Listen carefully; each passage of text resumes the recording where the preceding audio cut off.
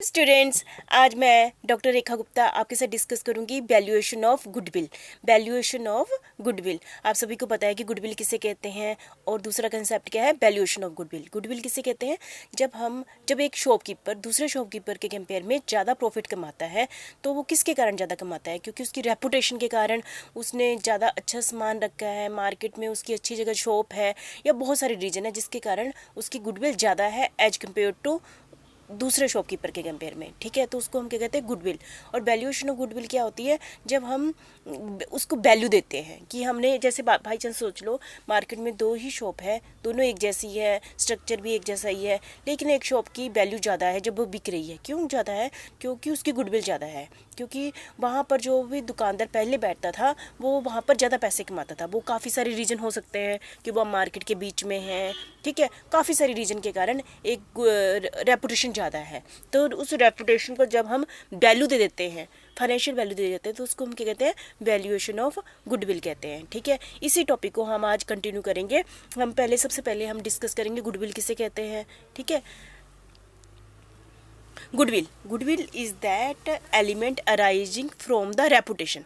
Goodwill क्यों arise होती है? क्योंकि रेपुटेशन के कारण, जैसे कि हमारी रेपुटेशन ज़्यादा होगी, ठीक है, जो कस्टमर के साथ व्यवहार अच्छा होगा, हम उसके कुछ सेटिस्फाई कर देते हैं, उसको सारी फैसिलिटी देते हैं, तो काफ़ी रीजनों के कारण, जिसके कारण वो सेटिस्फाई होता है, रेपुटेशन के कारण गुडविल अराइज होती है। कनेक्शन है हमारे उनके साथ, अच्छे कनेक्शन है, and other advantage processed by business which enable it to earn greater profit than the return normally to be expected on the capital represented by the net tangible assets employed in the business. यहाँ पर ये definition में कहा गया कि जितना हमने business में पैसा लगाया है उससे हमने एक्सपेक्ट किया था कि इतना % प्रॉफिट आना ही चाहिए, लेकिन वो उससे ज़्यादा आ रहा है। तो उस जो ज़्यादा आ रहा है वो किसके कारण आ रहा है? रेपुटेशन के कारण ज़्यादा आ रहा है। तो उसको हम कहते हैं कि हमें गुडविल के कारण ज़्यादा प्रॉफिट मिल रहा है। ठीक है, goodwill is the present value of A firms anticipated super normal profit.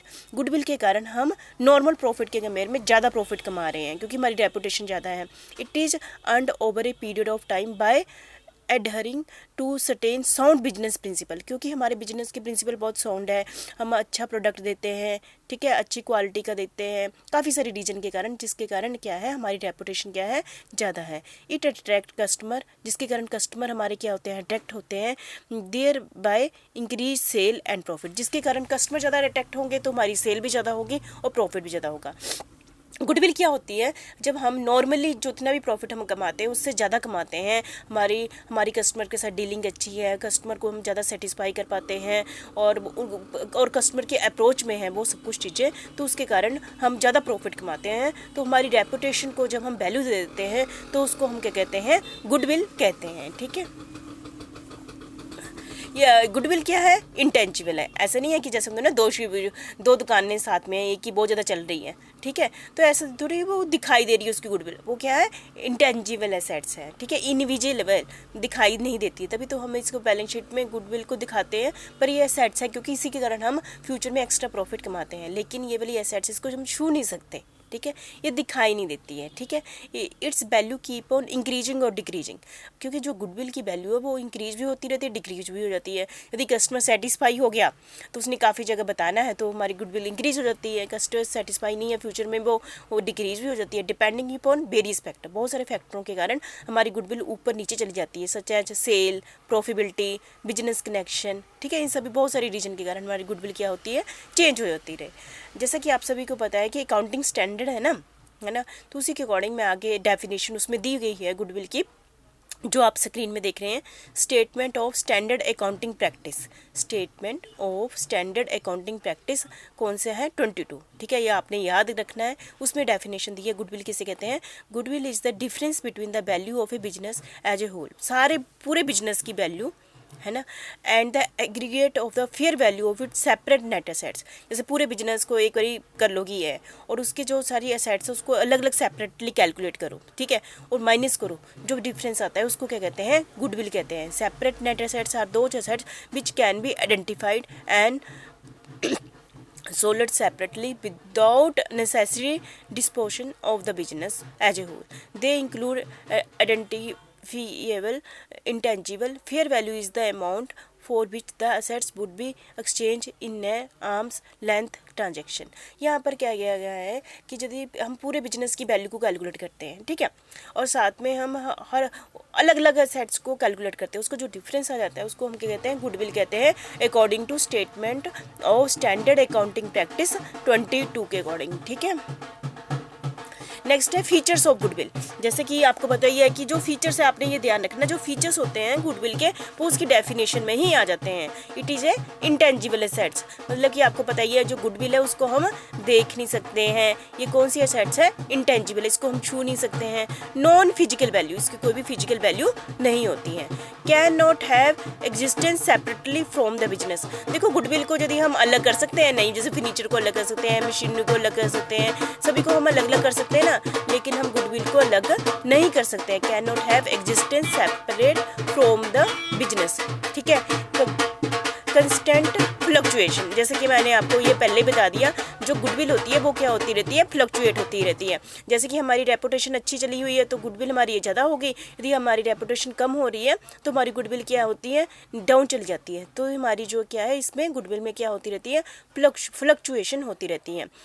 Valuable only when entire business is sold, मतलब कि इसकी वैल्यू तब पड़ती है जब हम सारा बिजनेस बेचते हैं। जैसे आप सभी को पता है अकेली एसेट्स की, तो क्योंकि इंटेंजिबल एसेट्स है तो इसको तो कैसे अकेली गुडविल थोड़ी बेच सकते हैं ना। वैल्यूएशन ओनली जब हम पूरा बिजनेस बेचते हैं तभी उसी के साथ गुडविल की वैल्यू कैलकुलेट होती है, ठीक है।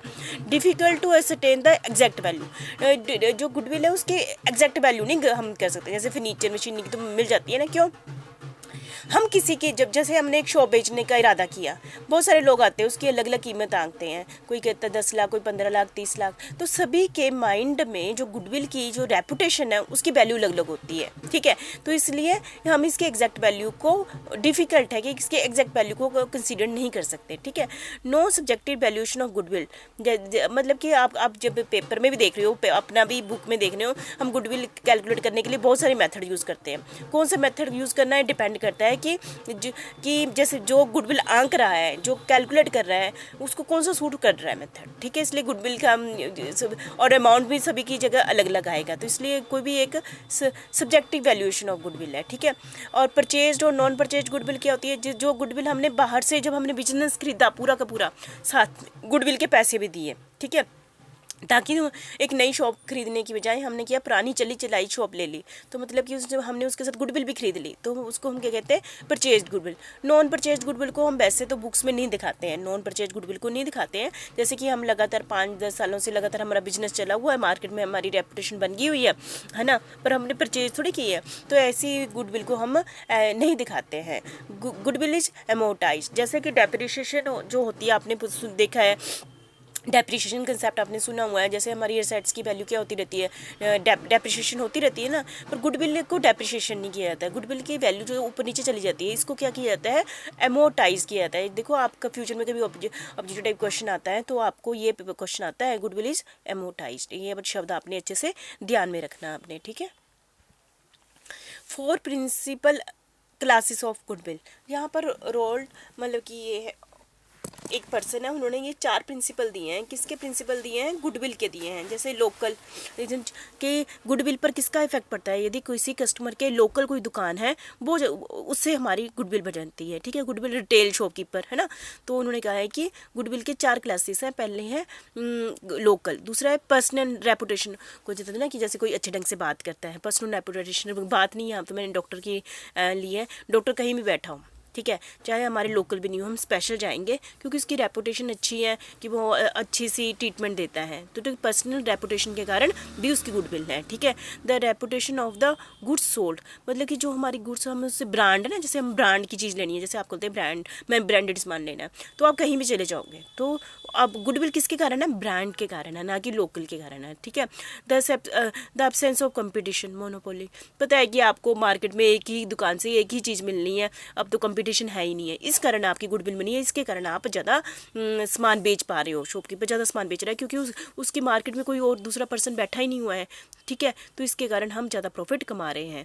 ये 4 प्रिंसिपल किसने दिए हुए हैं? रोडाल्ट ने दिए हैं, 4 प्रिंसिपल क्लासेस ऑफ गुडविल। आपने ये ध्यान रखना कि पेपर में कभी फ्यूचर में ऑब्जेक्टिव टाइप क्वेश्चन आ जाए तो 4 क्लासेस कौन सी है ये भी अलग से पूछ सकते हैं और साथ में भी पूछ सकते हैं ये किसने बताया हुआ है, ठीक है। तो आपने ये ध्यान में रखना है। नेक्स्ट है जोलॉजिकल क्लासिफिकेशन ऑफ गुडविल। ये किसने दी है? Baitsman Smith Motor Company versus Champlin case में दी हुई है। उसने 4 टाइप की गुडविल बताई है, या आपने +2 में पढ़ी होगी, चलो फिर भी। कैट गुडविल, कैट गुडविल क्या होती है? वो प्रेफर, कैट जैसे कैट होती है ना बिल्ली, वो हमेशा प्रेफरेंस किसको देती है? अपने पुराने जिस घर में वो बार बार जाती है उसी को प्रेफरेंस देती है। इसलिए कस्टमर भी चाहे पुरानी शॉप है, मार्केट में नई शॉप आता ही रहे तो कोई वो प्रेफरेंस नहीं, तब वो पुरानी शॉप में चला जाता है। तो इसको हम उस टाइप की गुडविल को कहते हैं कैट गुडविल। और डॉग गुडविल क्या होता है? जैसे फेथफुल होता है, किसके लिए फेथफुल होता है? अपने मालिक के प्रति फेथफुल होता है। यदि जो उसका मालिक है, जो भी दुकानदार है, वो उसने अपनी दुकान शिफ्ट भी कर ली है तो वो उसके पास वहाँ जाके वो सामान खरीद लेता है, ठीक है। तो मतलब जहाँ जहाँ ओनर जाएगा वहाँ पर वो जाके सामान ले लेगा। तो इस टाइप की गुडविल को क्या कहते हैं? डॉग गुडविल कहते हैं। रैट गुडविल, जो रैट है वो उसकी कोई किसी से कोई अटैचमेंट नहीं होती है, ना तो वो उसको प्लेस से अटैचमेंट होती है, ना ही वो पर्सन से अटैचमेंट होती है, ठीक है। एंड इज प्योरली कैजुअल होता है। Customer are neither faithful to the business और नो टू द ओनर। तो इस टाइप की गुडविल को कहते हैं rat goodwill. Rabbit goodwill, rabbit is attracted by mayor, मतलब वो जो नज़दीक होगा, ठीक है। Customer come to a business और shop because they happen to live close and why it would be more troublesome inconvenient for them to go elsewhere। मतलब कि रैबिट गुडविल बहुत सी गुडविल होती है जो कि वो क्योंकि शॉप की इसलिए गुडविल है, वो उसको नज़दीक पड़ती है, टाइम पर चीज़ मिल जाती है।